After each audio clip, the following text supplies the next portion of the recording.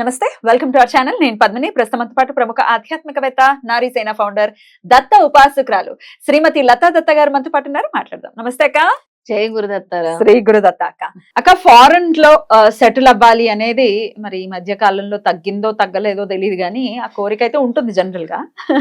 కానీ ₹1 తక్కువ సంపాదించుకున్నా మన పిల్లలు మన కళ్ళ ముందు ఉంటే ఉండేటటువంటి తృప్తి, ఉండేటటువంటి భరోసా మరొకటి ఉండదు. అంతే కదక్క? అంతే. అక్కడికి వెళ్ళి ఓకే, అక్కడికి వెళ్ళి ఎక్కువ సంపాదించుకుంటామే. మొన్న మంచి ఒక వీడియో చూసానక్క, సందర్భం వచ్చింది కాబట్టి చెప్తున్నా. 5 అడుగుల మల్లెపూలు 1300 అట. అమ్మో, 5 అడుగుల మల్లెపూలు 1300 అట. అంటే ఎన్ని మూరలు వస్తాయి? ఓ 10 మూరలు అనుకుందాం. 10 మూరలు 1300. 1300 అక్కడ. చాలా ఎక్స్పెన్సివ్. అయినా మీకు తెలియందా? మీకు చెప్తున్నానే నేను. ఎన్ని దేశాలు తిరిగారు మీకు తెలుసు కదా. సో ఇట్లా ప్యాషనెట్ గా ఉంటారు. ఏదైనా ఉండనియండి, కానీ వెళ్ళాలి, మా పిల్లలు వెళ్ళాలి, లేకపోతే మేమే వెళ్ళి సెటిల్ అవ్వాలి. ఫారెన్ లో సెటిల్ అయితే తొందరగా కష్టాలు తీరిపోతాయి. Other side of the coin మాట్లాడుకుంటే తొందరగా కష్టాలు తీరుతాయి, తొందరగా సెటిల్ అవ్వాలి. విదేశాల్లో ఉద్యోగం రావాలి మా పిల్లలకి, అక్కడ MS పూర్తి చేశారు, ఉద్యోగాలు రావట్లేదని ఎంతో మంది అడుగుతారు పద్మిని.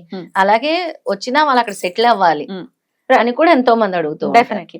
సేఫ్టీ వైజ్ చెప్పండి అక్క. అమెరికాలో అయితే ఎట్లా ఉంటుంది? మీరు చాలా సార్లు వెళ్ళి ఉన్నారు కదా. కొన్ని ఏరియాస్ లో చాలా ప్రాబ్లం. అంటే కొన్ని ఏరియాస్ ఉండేవి, అవి ఏంటి అని అంటే ఎక్కువ అక్కడ నల్ల జాతీయులు ఉంటారు కాబట్టి కొంచెం వాళ్ళకి ఏంటంటే వాళ్ళు విచక్షణ రహితంగా ప్రవర్తిస్తారు.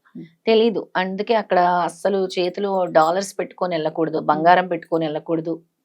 అవునా? ఒక ఉంగరం లాంటిది ఉన్నా కూడా లాక్కుంటారు, చెవు కమ్మలు ఉన్నా కూడా లాగేస్తారు. లాగేసుకుంటే పర్లేదు, ప్రాణహాని కూడా కలిగిస్తారు. రివాల్వర్ పెట్టేస్తారు ఇవరేమో అని ముందే. అలాంటి ప్రదేశాలు కూడా ఉన్నాయి.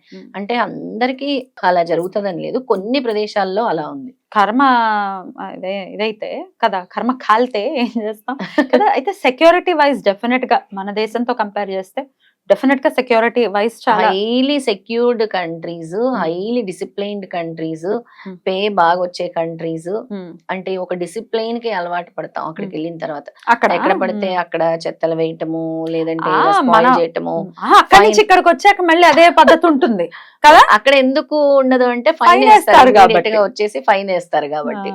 అలా అంటే కొంచెం లగ్జరీస్ లైఫ్ కి అలవాటు పడతారు అక్కడ. అందుకని ఎక్కువ అందరు ప్రిఫర్ చేసేది ఏంటంటే విదేశాల్లో ఎక్కువ మా జీతం పెరుగుతుంది, ఇక్కడైతే డాలర్ రూపంలో వస్తుంది, కానీ ఖర్చు కూడా అంతే అయిపోతుంది. ఇప్పుడు మునుపు ఫస్ట్ వెళ్ళిన 70s, 80s, 90s వరకు వెళ్ళిన వాళ్ళు వెల్ సెటిల్డ్ అయిపోయారు వాళ్ళందరూ కూడా. ఇప్పుడు వెళ్ళే వాళ్ళందరికీ కొన్ని రోజులు మాత్రము స్ట్రగుల్ అవ్వాల్సింది. వచ్చినవన్నీ హౌస్ రెంట్ కని, టాక్సెస్ కని, అలాగే కార్ లోన్స్ అని, ప్రతిదీ లోన్ మీదే ఉంటుంది కదా పద్మిని. ఇదంతా ప్రాక్టికల్ గా జరిగేటటువంటి విషయాలు. సరే, ఇవన్నీ అవసరం లేదు మాకు, end of the day video చూస్తున్నాం అంటే దీనికి ఏదో రెమెడీ కావాలనే కదా చూస్తారు. ఖచ్చితంగా అందరూ మాకు విదేశాల కోసం కావాలి లత గారు అని అడిగినందుకే ఈ వీడియో చేస్తున్నాం. తప్పకుండా. మరి విదేశాలకు వెళ్ళాలి, అక్కడ సెటిల్ అవ్వాలి, అక్కడ జాబ్ తెచ్చుకోవాలి, బాగా సంపాదించుకోవాలి, సేఫ్ గా ఉండాలి. ఇది కూడా కోరుకోవాలి. చాలా సేఫ్ గా ఉండాలి. మన పిల్లలు, లేకపోతే మనం వెళ్తే మనమే ఏం చేయాలి. ముఖ్యంగా రాహు గ్రహం అనేది ఎక్కువ ప్రభావం చూపిస్తుంది. నా రాహు దశలోనే నేను విదేశాల్లో ఉన్నా. చాలా రాహు దశలో రాహు యోగిస్తుంది అనమాట. ఎవరికైతే రాహు బాగా యోగిస్తుందో వాళ్ళు విదేశాలు ఖచ్చితంగా వెళ్తారు. ప్రయత్నం చేసే వాళ్ళు కూడా వాళ్ళ బర్త్ చార్ట్ లో కనుక రాహు మంచి స్థానంలో ఉంటే విదేశీయానం జరుగుతుంది. లేదా రాహు అనుకూలించాలి వాళ్ళకి, వాళ్ళు ప్రయత్నాలు చేస్తున్నారు, మాకు వీసా కావాలి, మాకు ఉద్యోగం కావాలి, మాకు ఇక్కడి నుంచి జాబ్ ఆన్ సైట్ అక్కడికి రావాలి అనుకునే వాళ్ళు ఏం చేయాలి అని అంటే రాహువు ఎక్కువగా వాళ్ళకి అనుకూలించాలి. రాహువు, చంద్రుడు, శుక్రుడు 3 కూడా అనుకూలించాలి. చంద్రుడు కూడా మనం చెప్తాం, మన చేతిలో చంద్రస్థానం కూడా చూసి చెప్తూ ఉంటారు, నువ్వు విదేశాలకు వెళ్తావు ఇక్కడ ఎత్తుగా ఉంటే ఈ ప్లేస్ మూన్ ని సూచిస్తుంది, మూన్ ప్రభావం కూడా ఉంటుంది అనమాట. అందుకనే వాళ్ళు ఏం చేయాలంటే ఒక 11 శుక్రవారాలు పెరుగుని దానం చేయాలి. ఎందుకంటే చంద్రుడు అనుకూలించాలి విదేశాలకు కాబట్టి.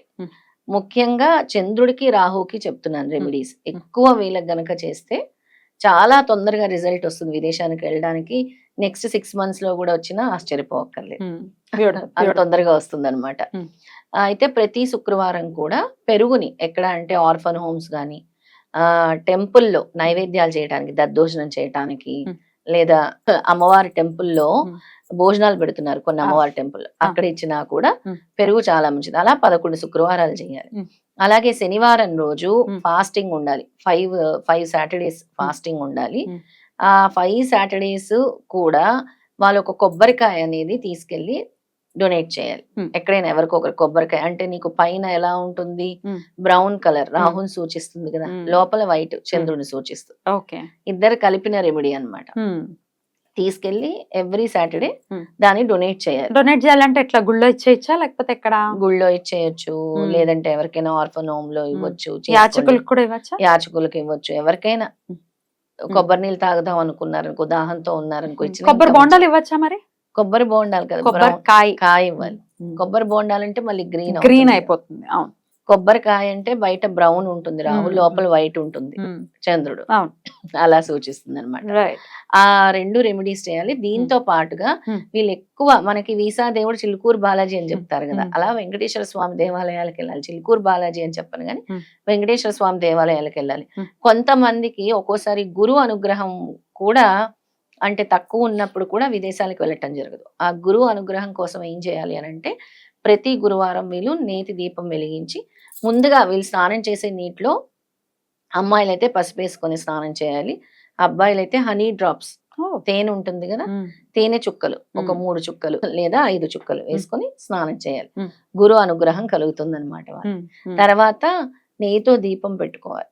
నెయ్యితో దీపం పెట్టుకొని ఎల్లో ప్రసాదం ఏదైనా తయారు చేసి మీ ఇంటి చుట్టుపక్కల వాళ్ళకి పిల్లలకి డిస్ట్రిబ్యూట్ చేయండి.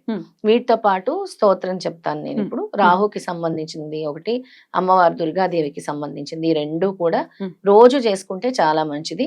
గురువు అన్నాను కాబట్టి ప్రతిరోజు 41 డేస్ సిద్ధమంగళ స్తోత్రం ఈ సంకల్పంతో చేసుకోండి. విదేశీ యానం సంకల్పం కోసమే చేసుకోండి, ఖచ్చితంగా జరుగుతుంది. దాంతో పాటు రాహు స్తోత్రము ఓం రం రాహవే నమః 324 సార్లు, ఫస్ట్ డే 1008 సార్లు చేయాలి. తర్వాత 54 రోజులు రోజుకి 324 సార్లు చేయాలి.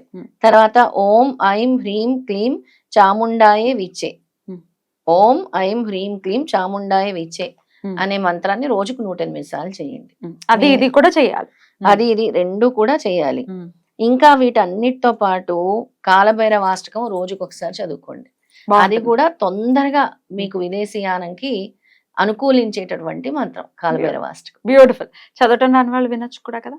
వినొచ్చు, వింటూ వింటూ వింటూ ఉంటే వచ్చేస్తుంది నోటికి, ఖచ్చితంగా వచ్చేస్తుంది. అది ఒక 3-4 డేస్ వినటం స్టార్ట్ చేస్తే మీరు దాంతో పాటుగా పాడేస్తారు కాలభైరవాష్టకం. దిక్కుమాల పాటలు రావట్లా? చక్కగా స్తోత్రాలు మనసు పెట్టి వింటే వస్తాయి. ఖచ్చితంగా వస్తాయి. శనివారాలు వీలైతే కాలభైరవుడి గుడికి వెళ్ళటానికి ప్రయత్నించండి. ఖచ్చితంగా విదేశీయానంకి తోడ్పడేటటువంటి స్తోత్రం ఏది అనంటే రాహు కాలభైరవుడు. ఎందుకంటే మన కాలానికి అధిపతి అయినే కదా, కాలభైరవుడే కదా, తొందరగా మీ పని జరిగేలా చేస్తారు. బ్యూటిఫుల్. వాళ్ళకు ఉన్నటువంటి కోరిక, రకరకాల క్యాలిక్యులేషన్స్ ఉండొచ్చు, వాళ్ళకి ప్యాషన్ ఉండొచ్చు, వేరే దేశాల్లో ఉండాలి, సెటిల్ అవ్వాలి అన్న ప్యాషన్ కూడా ఉండొచ్చు.